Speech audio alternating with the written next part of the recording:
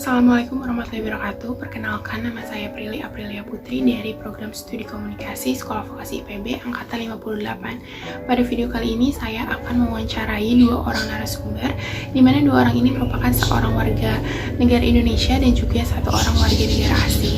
Nah, di video ini juga kita akan membahas seputar 4 fase gegar budaya, di mana hal itu merupakan pengalaman yang dialami oleh narasumber ini. Yang mau aku tanyain itu seputar fase gegar budaya. Jadi di fase gegar budaya itu ada 4 fase. Jadi dari tahapan dari seseorang yang baru pindah ke tempat yang baru, yang punya kebudayaan baru, itu nanti sampai ke tahap yang emang mereka tuh udah nyaman gitu Kak sama kebudayaannya. Nah, mungkin langsung aja ke pertanyaan yang pertama. Aku penasaran pendapat Kakak tentang Indonesia, Kak. Jadi kayak what do you think about Indonesia? Pas pertama datang ke Indonesia memang aku agak kaget karena beda lah, semua beda dari negara aku. Di negara aku penduduknya lebih sedikit daripada mungkin Bekasi gitu loh, dari negara ya. Jadi sedikit di sini aku pas datang banyak banget orang. Tapi aku senang banget sama Indonesia. Kenapa? Karena orang Indonesia salah satu orang yang paling ramah di dunia, dan aku tuh udah bilang berkali-kali karena aku udah keliling dunia, sangat banyak negara yang aku kunjungi, dan memang orang Indonesia salah satu yang paling ramah, dan aku sangat terkejut banget. Dan negara Indonesianya negara yang sangat indah karena banyak alamnya luar biasa gitu. Aku sangat terkejut, banyak banget hal yang bisa lakuin di sini, banyak bisa dilihat, dan juga makanannya luar biasa. Kalau Kalami sendiri memang udah berapa lama Kak pindah ke Indonesia ini? Aku 5 tahun lebih. Untuk pertama kalinya tuh Kakak ngerasa excited gitu nggak sih Kak? Kayak mau pergi ke Indonesia nih, mau pindah gitu. Ada rasa excited itu nggak Kak? Pasti ada, tapi karena kedatangan aku ke Indonesia itu ada 2 kali. Karena pertama kali aku datang ke Indonesia bukan untuk tinggal di untuk kerja di sini, dan setelah itu aku harus ngisi kuliah di Turki. Tapi karena banyak hal, orang-orang suruh aku ke Indonesia lagi kuliah di sini, jadi aku datang kali kedua untuk kuliah, untuk tinggal di sini. Jadi excitednya mungkin kali pertama itu aku sangat excited karena mau ke negara yang baru, tapi kali kedua aku harus jujur ya, aku gak excited. Bukan karena aku mau ke Indonesia, tapi karena aku gak ke Turki, karena mimpi aku dari kecil pengen kuliah di Turki. Tapi karena memang tahun pas aku mau pindah, tahun itu banyak masalah di Turki, dan Indonesia udah kayak, oke, aku udah pernah 5 bulan di sini. Aku sebenarnya sedih, tapi setelah aku udah datang, setelah mendarat, aku tuh langsung kayak berasa, oke, ini Indonesia aku yang selama 5 bulan aku sayang banget, dan aku suka banget di sini. Jadi sebenarnya excitednya mulai baru pas udah balik lagi ke sini. Oh, berarti memang excitednya untuk kedua kali ke Indonesia gitu ya Kak. Terus selama di Indonesia ini, khususnya pas baru tiba di Indonesia tuh Kakak ngerasa kayak culture shock gitu nggak sih Kak sama kebudayaan-kebudayaan di Indonesia? Banyak. Dan sebelum aku kasih tahu apa aja sih, aku cuma kasih tahu beberapa karena ada banyak. Tapi aku mau bilang, dengan aku bilang ada culture shock, bla bla bla, itu aku gak pernah gimana ya, gak pernah jatuhin, jelekin Indonesia atau budayanya, karena memang banyak banget culture shock itu di awal. Aku sekarang udah ikuti karena aku memang tinggal di sini. Cuman namanya culture shock, bukan sesuatu buruk, cuman mengkagetkan kan. Jadi kayak misalnya salah satunya pas aku datang pertama ke sini, orang makan nasi pakai tangan. Oke, di bawah sini kita makan pakai tangan tapi pakai roti, gak makan nasi karena nasi kan kecil-kecil gitu. Jadi aku kayak, aduh gimana ya. Tapi sekarang aku harus jujur, makanannya lebih enak kalau makan pakai tangan gitu loh. Terus kayak misalnya apalagi kayak gayung. Wah, kaget banget aku, ngapain aku pakai gayung, pakai bak besar gitu, aku harus gimana mandi, harus masuk ke dalam bak gitu loh. Aku sangat kaget banget karena nggak pernah lihat sesuatu seperti itu. Tapi memang sekarang aku tahu kenapa orang Indonesia pakai gayung, karena seger banget, dan di sini panas, jadi kayak bener-bener ada efeknya.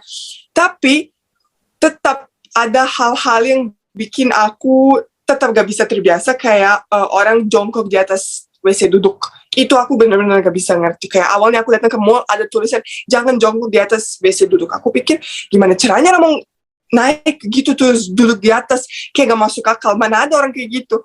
Nah ternyata setelah beberapa kali aku masuk ke WC, oh ada tanda kaki gitu, oh berarti ada yang jongkok.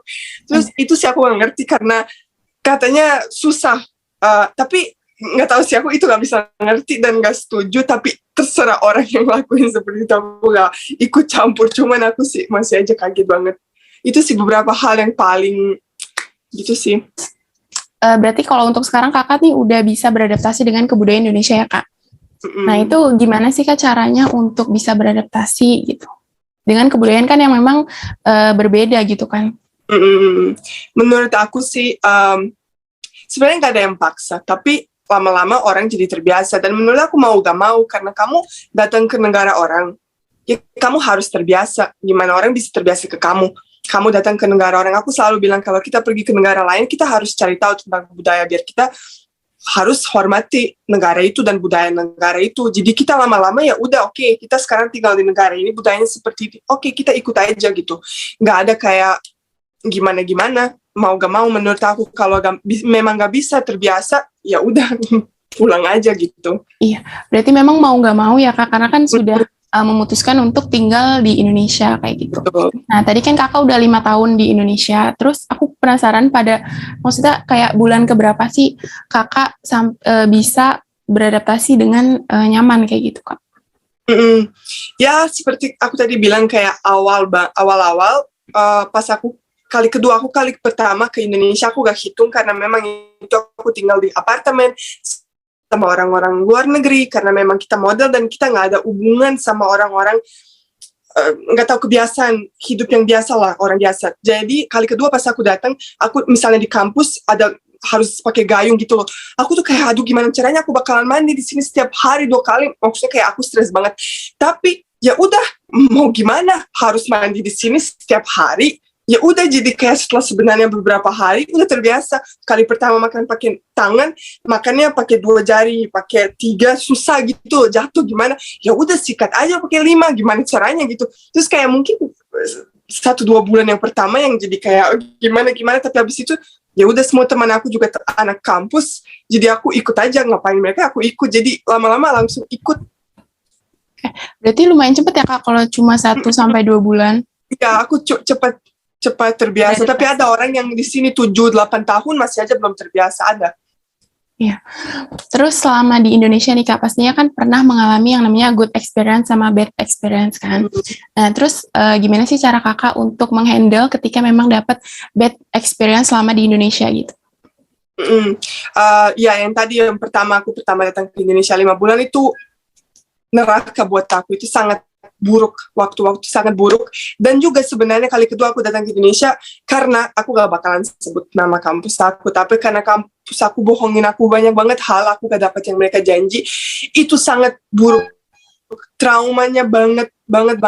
Dan sebenarnya gimana ya, aku gak bisa kasih saran yang baik gimana kamu lewati momen itu, karena aku orang yang sangat emosional dan itu bikin aku hancur banget, karena aku berasa kayak kenapa ya gitu, kenapa hal seperti ini terjadi ke aku, dan aku ikuti semua maunya orang sini karena aku memang di sini. Tapi paling gimana sih, paling kayak ya udah, kalau kamu mau fokus ke hal yang buruk ya pasti hal-hal itu bakalan terjadi terus, jadi udah fokus aja ke yang baik. Dan di momen yang parah-parah itu selesai, ya udah kita fokus ke momen itu aja. Aku sih begitu lewatin masa-masa yang buruk di sini. Berarti nggak usah diinget lah gitu ya kak, cukup buat pengalaman aja. Karena bikin sakit aja, betul. Kita inget yang baik-baiknya aja gitu ya kak. Iya, kalau yang buruknya kita belajar aja dari pengalaman, tapi nggak usah kita ingat masa-masa itu. Iya, mungkin udah cukup ya kak. Tadi pertanyaan terakhir. Jadi di video kali ini saya akan bertanya seputar fase gegar budaya, di mana fase ini merupakan tahapan ketika seseorang berpindah dari satu tempat ke tempat lain, yang mana kedua tempat ini tuh memiliki kebudayaan yang berbeda gitu. Jadi boleh langsung aja Najwa mungkin perkenalan dulu ya.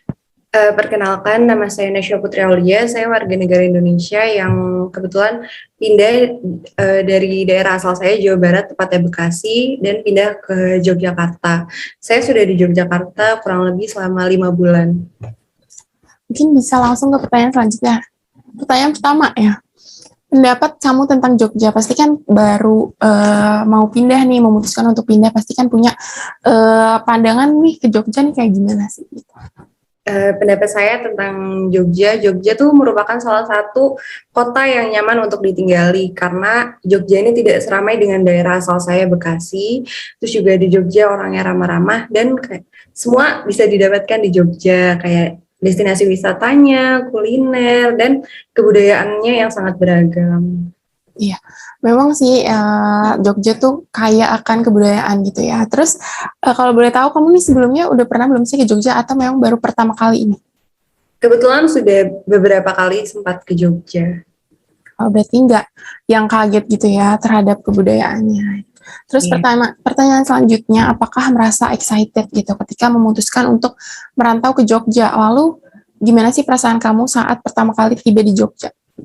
Tentu merasa excited karena untuk tinggal dan menetap di Jogja itu merupakan salah satu keinginan saya sejak kecil. Perasaan saat tiba itu sangat bahagia, cuman ada perasaan nervous karena kan akan mencoba hal baru. Iya. Berarti kalau ke Jogja ini kan mencoba hal baru, berarti istilahnya kayak keluar dari zona nyaman mungkin ya. Ya, benar. Terus pertanyaan selanjutnya, apakah kamu merasakan culture shock gitu ketika sudah tinggal di Jogja? Karena kan biasanya kalau dari kita udah nyaman di suatu tempat lalu memutuskan untuk pindah, pasti ada dong perasaan kayak kaget, entah itu akan kebudayaannya dan sebagainya. Terus boleh disebutin contoh culture shocknya itu apa? Oh iya, pernah merasakan culture shock saat tiba di Jogja itu. Di Jogja itu untuk menunjukkan arah atau jalan itu menggunakan arah mata angin, tidak seperti biasanya dulu saya menggunakan kanan atau kiri. Kalau di sini utara, selatan, barat, dan timur gitu. Oh, itu maksudnya gimana tuh kalau menunjukkannya pakai arah mata angin tuh masih nangkep? Misalnya itu kayak kita keluar dari parkiran ingin diseberangin gitu. Biasanya mas-masnya nanya, selatan atau utara mbak gitu. Oh, ya berarti di sini juga nggak ada ya kalau di Bekasi kan ya. Terus pertanyaan selanjutnya ya, apakah kamu sudah berada di tahap berusaha gitu untuk mengikuti budaya dan juga kebiasaan-kebiasaan yang ada di Jogja? Tentu sudah seperti menggunakan bahasa Jawa walaupun kayak sedikit dan mulai membiasakan diri untuk menjadikan arah mata angin sebagai petunjuk. Untuk tahap ini saya masih menghafal ya yang arah mata angin. Iya, karena kan memang kalau kita memutuskan untuk menetap di suatu tempat ya kita harus ngikutin entah itu peraturannya, kebudayaannya gitu ya. Karena kan mau nggak mau juga ya. Terus bagaimana cara kamu beradaptasi dengan kebudayaan yang bisa dibilang memang baru nih? Karena kan baru udah dewasa ini memutuskan untuk ke Jogja. Cara saya beradaptasi itu sering menanyakan hal-hal atau informasi seputar Jogja yang tidak saya ketahui. Biasanya saya menanyakan ke teman saya yang memang asli Jogja dan dari lahir sudah di Jogja gitu. Dan mulai menjalankan menggunakan bahasa Jawa dalam kehidupan sehari-hari walaupun hanya sedikit demi sedikit ya. Ya, memang butuh waktu lama lah ya namanya kita baru beberapa bulan lalu memutuskan untuk pindah ke tempat baru, pasti butuh yang namanya adaptasi, butuh waktu juga. Nah, kalau adaptasi gitu butuh berapa lama sih sampai kamu nih udah mulai terbiasa dengan kehidupan Jogja? Butuh beberapa minggu sampai saya mulai merasa nyaman dan beradaptasi, terus juga mulai dapat memahami bahasa Jawa secara sepenuhnya. Itu pun bahasa Jawa yang memang digunakan sehari-hari gitu, yang kayak kita ngobrol sama teman menggunakan bahasa Jawa sehari-hari. Iya. Lalu berbagai perbedaan kebudayaan yang ada, adaptasi apa nih yang paling sulit kamu lakukan? Entah itu mungkin dari makanannya ataukah masih cocok nih untuk makanannya? Kalau untuk makanannya, alhamdulillah masih cocok karena walaupun di Jogja ini karena Jawa, jadi makanannya lebih manis ya daripada Jawa Barat. Nah, untuk adaptasi yang paling sulit itu masih sama penggunaan bahasa Jawa karena untuk berbicara dengan orang yang lebih tua itu bahasa Jawanya juga beda lagi, kayak lebih halus gitu. Iya, iya. Memang kalau bicara ke orang tua memang pastinya menggunakan bahasa Jawa yang halus, beda ketika kita ngobrol sama temen gitu ya. Ya benar. Terus, nah ini mungkin pertanyaan terakhir ya. Selama di Jogja nih pastinya kan mengalami yang namanya good experience dan bad experience. Lalu gimana sih cara kamu untuk menghandle gitu ketika mengalami bad experience tersebut selama di Jogja? Nah, cara saya menghandle bad experience tersebut itu selalu menanamkan prinsip pada diri saya bahwa semua hal tidak akan selalu berjalan seperti yang diinginkan gitu. Pasti ada suatu saat tidak seperti yang kita inginkan. Jadi ya oke, menenangkan diri, oke, nggak apa-apa gitu.